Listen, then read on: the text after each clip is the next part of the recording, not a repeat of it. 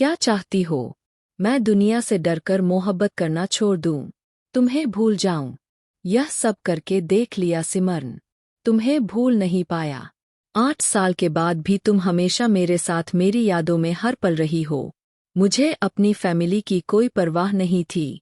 तुम जल्द से जल्द अपनी प्रॉब्लम सॉल्व कर लो। मैं ज्यादा टाइम तुम्हें खुद से दूर नहीं रख सकूंगा। वीरू, जो उस वक्त बेहद खुश और तसल्ली में दिखाई दे रहा था, सिमरन की बात से नाराज होता बोला। वह तो पूरी दुनिया को बताना चाहता था सिमरन अब उसकी पत्नी है। सिमरन हैरानी से उसे देखती गाड़ी से उतरती और अंदर चली गई। उसने एक बार भी पलटकर उसके तरफ नहीं देखा था। जब वीरू ने आग भरी निगाहों से उसे दूर जाता देखता रहा, उदासी से वहां से चला गया। अंदर आता वह एक खाली कुर्सी पर गिरने के अंदाज में बैठकर सिमरन चाहकर भी उससे नफरत नहीं कर पा रही थी। वह उसकी पहली और आखिरी मोहब्बत था, जिसमें कोई मिलावट, कोई दिखावा नहीं था। वह जब भी उसे देखता उसका दिल बेकाबू जोर से धड़कने लग जाता था। 8 साल पहले अगर वह सब ना हुआ होता तो जरूर वह बहुत पहले ही कोई मजबूत रिश्ते में बंधकर उसके साथ उसकी बीवी बन गई होती। वह चाहकर भी 8 सालों में उसे अपने दिल से नहीं निकाल पाई थी। रूपपाली देवी के लाख गुस्सा होने पर भी उसने आज तक शादी की हामी इसलिए नहीं भरी थी कि उसका दिल वीरू के अलावा किसी और को स्वीकार करने पर राजी ही नहीं हुआ था। वह फूट फूट कर रोती, अपने बीते हुए दिन को एक बार फिर याद करती, एक बार फिर से दर्द से भर गई। 20 साल की थी जब उसने रूपपाली देवी और गणेश साहब को बताया कि वह एक लड़के को स्कूल के दिनों से ही पसंद करती है और अब वह लड़का चाहता है कि अपने पेरेंट्स के साथ उसके घर पर उसका रिश्ता मांगने आए ताकि दोनों की छोटी सी रस्म होने पर उनकी फैमिली के बीच मजबूत बंधन बन सके। फिर जब सिमरन की पढ़ाई पूरी हो जाती तो यह शादी कर ली जाती। गणेश और रूपपाली देवी बड़े खुले मिजाज के कपल थे। वह जमाने की ऊंच नीच अच्छे से जानते थे। उन्हें अपने बच्चों पर पूरा विश्वास था और फिर बुराई भी तो कोई नहीं थी। एक ना एक दिन तो शादी करनी ही थी। फिर लड़की के पसंद से तो उन्हें कोई समस्या नहीं थी। उसे खुशी दिल से उस लड़के को घर अपने पेरेंट्स को लेकर साथ आने की परमिशन दी गई थी।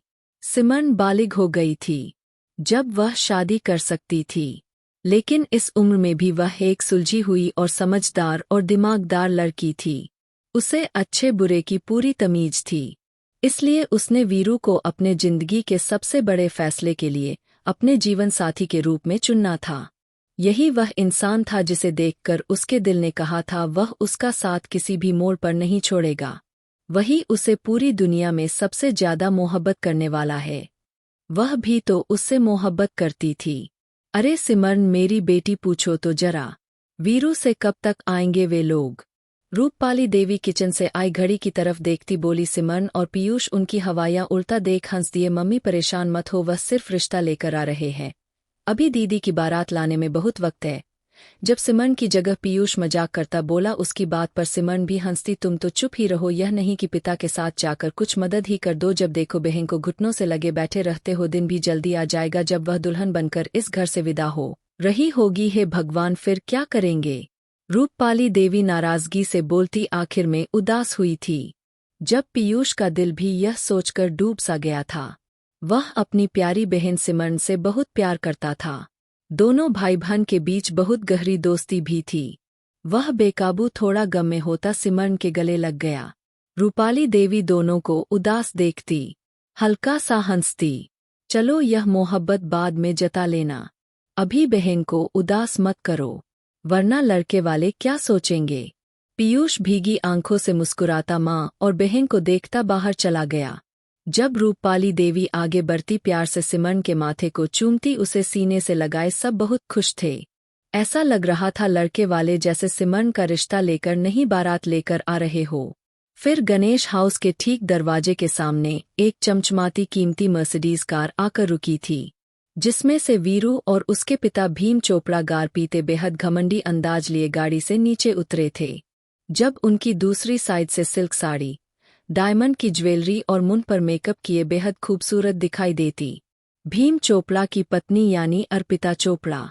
फिर उसके बाद फ्रंट सीट का दरवाजा खुला तो 25 साल का बेहद खूबसूरत लेकिन गंभीरता से भरा चेहरा वीरू उतरा। उस छोटे से घर पर नजर दौड़ाते अर्पिता ने भीम चोपड़ा को देखा, जिस पर हल्का सा अजीब सी मुस्कुराहट आई। अगर यह बेटे की मोहब्बत का घर न होता तो वह इस घर में तो क्या इस मोहल्ले में भी कदम नहीं रखते। उनके घर के नौकर भी इस मोहल्ले में रहने वाले लोगों से कई गुना ठीक थे। बड़े साहब भीम चोपड़ा को देखते खुशी से आगे बढ़े थे मिलने के लिए। जब उन्होंने इशारे से उन्हें दूर ही रहने को कहा, मुस्कुरा दिया जैसे उनकी छोटी सी हस्ती पर एहसान किया हो। किसी का तो पता नहीं, लेकिन यह इंसल्ट पीयूष और साथ आए वीरू ने झट से महसूस की थी। जब गुस्से से बाप को देखता वीरू आगे बढ़ा और गणेश के गले लगता पीयूष से भी खुशी से मिलता। साहब के पैर छुए। इतना संसारी लड़का देखकर पहली नज़र में पसंद कर गए थे। उन्हें लिए अंदर खुशी दिल से घर में लाते सोफे पर बिठा गए।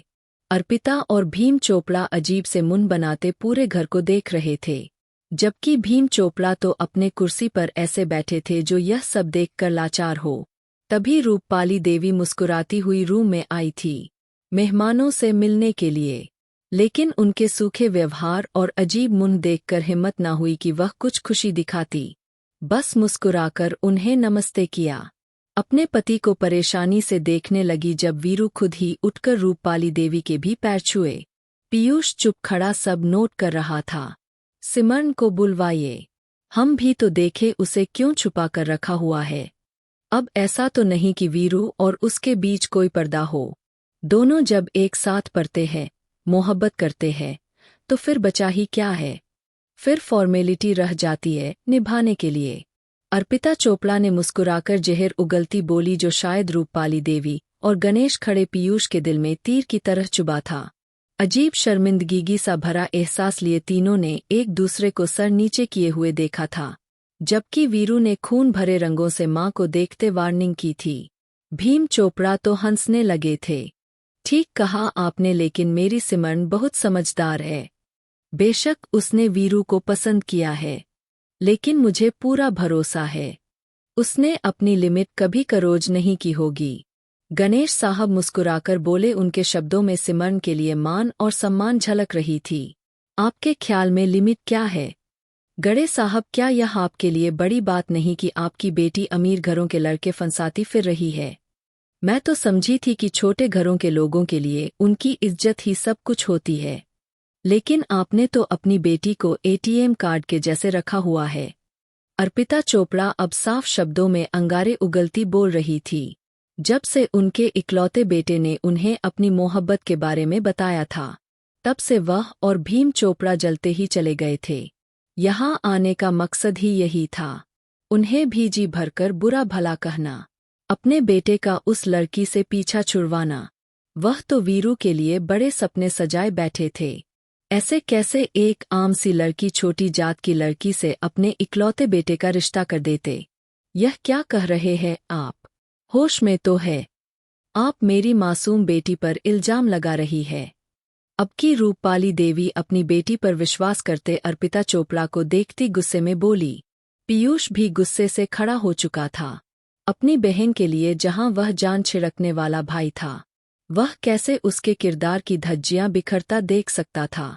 अर्पिता चोपड़ा हंसती हुई अभी कुछ बोलने ही लगी थी, जब वीरू के टोकने पर अर्पिता गुस्से से उसे घूर कर देखने लगी थी।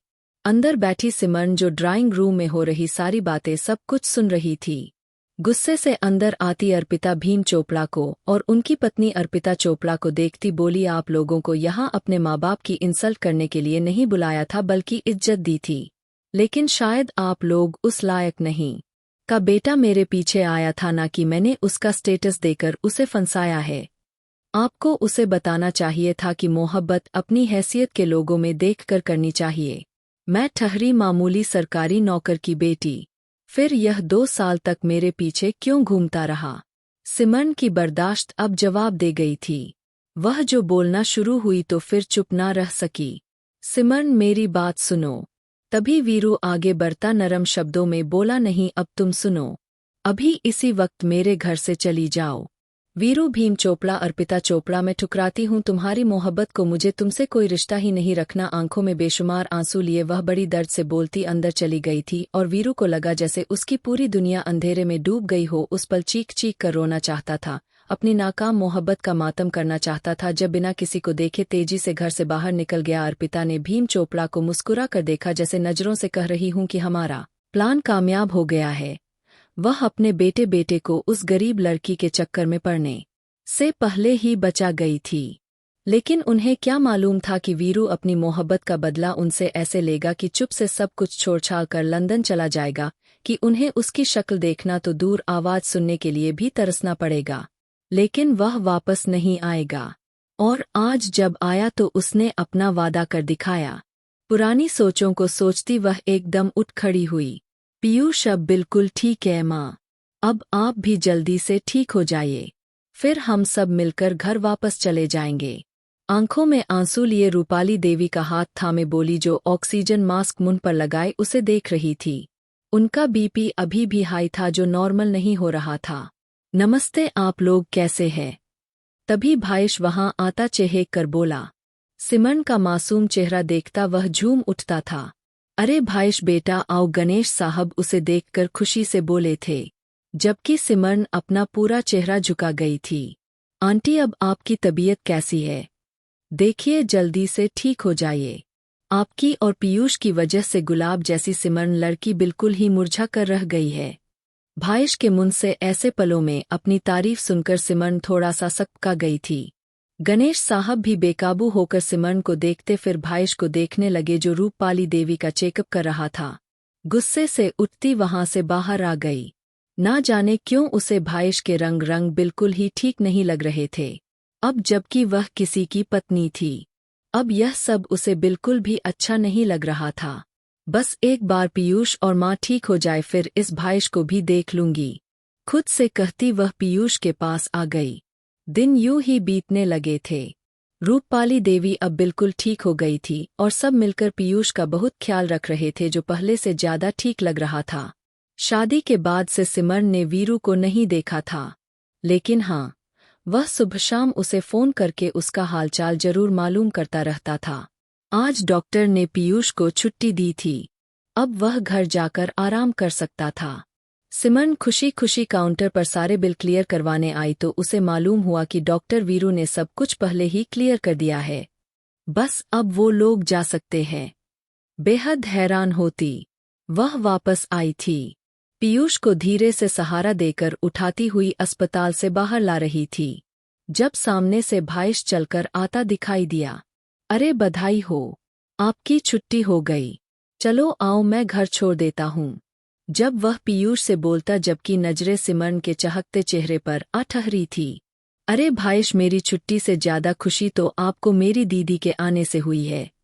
देखिए कैसे 440 वोल्ट के बल्ब की तरह चेहरा चमकने लगा है। पीयूष सिमरन के साथ चलता भाईश से मजाक करता बोला था, लेकिन सिमरन की जोरदार चुटकी काटने पर जुबान पर जल्दी से ब्रेक लगाया था। भाईश की भी चोरी पकड़े जाने पर हल्का सा मुस्कुराता बोला, मुझे लगता है सर्जरी के बीच डॉक्टर वीनू ने तुम्हारे दिमाग का स्क्रू ढीला छोड़ दिया था, तभी तुम बिना ब्रेक के गाड़ी भगाए चले जाते हो। जब वीरू का नाम सुनकर पीयूष चौंकता हुआ सिमरन को सबकी नजरों से देखने लगा। हम बाद में बात करेंगे पीयूष इस टॉपिक पर, उसकी नजरों का घुमाव समझते सिमरन ने बात सुलझाने के अंदाज में कहा, बाद में नहीं, जल्दी घर चलकर दीदी मुझे आप सब बताएंगी, उसने गंभीर शब्दों में बहुत धीरे से कहा। जब वह दोनों भाईश के साथ घर आ गए, रूपपाली देवी गड़े साहब ने पीयूष की बड़ी जोरदार स्वागत किया, जिसमें भाईश ने भी उनका पूरा साथ दिया। खाना खाने और फिर कुछ देर गपशप करने के बाद भाईश भी चला गया। अब शाम से रात होने को आई थी जब थकी थकी सिमरन पीयूष को लिए उसके कमरे में जाने लगी। जब उसने रूपपाली देवी की आवाज सुनी, जो गणेश साहब से कह रही थी, भाईश बहुत प्यारा बच्चा है, बहुत मदद की उसने हमारी इस मुश्किल वक्त में, मुझे तो लगता है भाईश सिमरन को पसंद करता है। हाँ यह तो सच में, वरना इतनी बड़ी सर्जरी बिना किसी परेशानी और ढेर सारे पैसों के कौन सा अस्पताल करता है। जरूर भाईश के सोर्स पर अस्पताल और इतने बड़े सर्जन ने हमारी मदद की, और देखो तो बच्चे ने जरा भी भनक नहीं पड़ने दी थी, कैसे भाग भाग कर हमारे लिए हर मुश्किल आसान करता रहा। गणेश साहब भी मुस्कुराते हुए बोल रहे थे। वहीं सिमरन पीयूष को थामे धुआ चेहरे से खड़ी अब गहरी सांस लेने लगी। इसका मतलब यह सच नहीं है दीदी तो फिर सच क्या है, मुझे बताइए। जब पीयूष ने एक बार फिर से गहरी नजरों से ढूंढते हुए कहा। अब सिमरन टूट चुकी थी। जब उसे कमरे में लाती उसके कंधे पर सर रख के फूट फूट कर रो दी। अपने सारे राजों पर से पर्दा उठा गई, जो अब तक उसके दिल में दफन थे।